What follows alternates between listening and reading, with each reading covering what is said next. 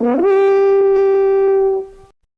going on, everyone? Welcome back to Skull Network. My name is Nick, and there hasn't been a lot to talk about surrounding the Minnesota Vikings at all lately. There's been the Mike Hughes news and the Brashad Breeland news, but other than that, it's really just been rookie minicamp and now OTAs. So I thought we should talk about something very important because, as we all know, the Julio Jones situation just got a little bit more interesting with the Shannon Sharpe incident, and we all know Julio wants out now. The question is, where's he going to go? I'm here to give you my 3 reasons as to why I do not believe that Julio will end up on the Minnesota Vikings, and personally why he shouldn't end up on the Minnesota Vikings. But let's waste no more time. Let's get right into this discussion. Reason number 1, we've all heard Julio say it on that phone call. He wants to win. Now you may be asking yourself, Nick, don't you have faith in the Vikings and think that we can be a winning team this year with, all of our pieces coming back on defense and the additions that we've made?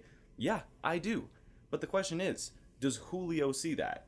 More than likely, probably not. He probably sees the defense that we had last year and maybe sees the pieces that have come back and doesn't know what to expect. I mean, really no one knows what to expect. We don't know what to expect with the defense and the offensive line. They could be great, they could be awful. And those are going to be the make or break points of this team because everything else is really great. But I think there's just a little too much uncertainty around the fact whether we're going to be a winning team, even with the additions that we made, because we just don't know how they're going to meld together, how they're going to play in our system, whether they're just going to play well at all. And I think that that is a little too much to ask for Julio to consider. He's just not going to. He's going to go to a team that he knows has won recently and will probably continue to win. So as optimistic as I am for the team and how we're going to play, I don't think Julio is going to have the same outlook on the Vikings, if he looks at us at all. Reason number 2, I think it's just going to get a little too crowded with our receiving core.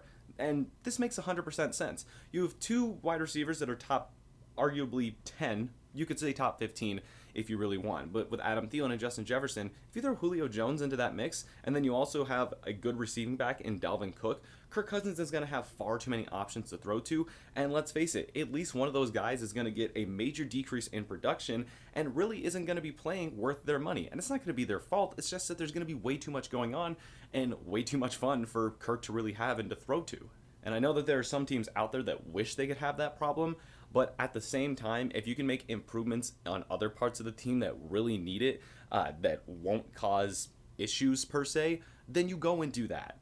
I'm sorry, I just think that Justin Jefferson has way too much potential for it to possibly be ruined, if you should say. And as we know, Adam Thielen is great in his own regard, and if there's somebody taking up more catches, he's going to have a lot less production. And that's going to be the same with Dalvin Cook, as I said. So as great as Julio is and as great of a presence he would be, it just seems like there'd be way too much going on. And the third and final reason, let's face it, it's going to be price.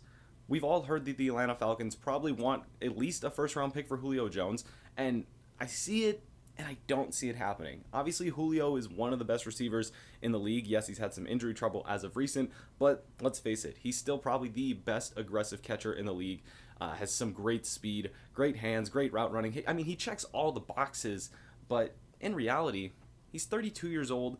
There are some receivers that have played well into their late 30s and even to their 40s, but that's like a Jerry Rice sort of guy, and still being great at that point, you don't really expect it. So you generally probably don't think that Julio has too much longer of being a real elite guy.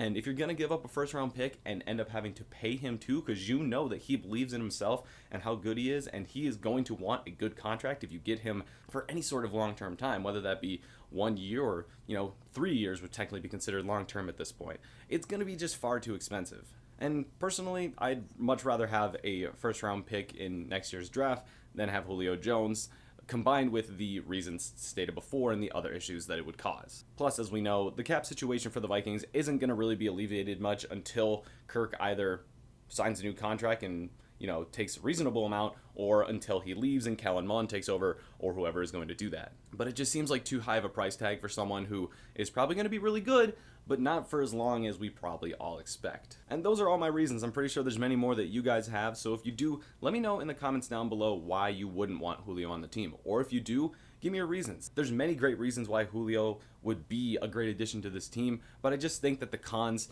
really outweigh the pros here. And that's going to wrap up this video, guys. If you're new to the channel, make sure you hit the button down below to subscribe. Remember, we are having that giveaway at 1,000 subscribers, so let's get there and you guys can all be a part of that. And if you enjoyed this video, make sure you give it a like as well. If you guys want to share this video and this information with anyone that you know, you can do that with anyone on any platform. And if it's a crack dealer on the corner, that's your guys' best option. You guys already know. My name is Nick, and I'll see you guys all in the next video. Adios.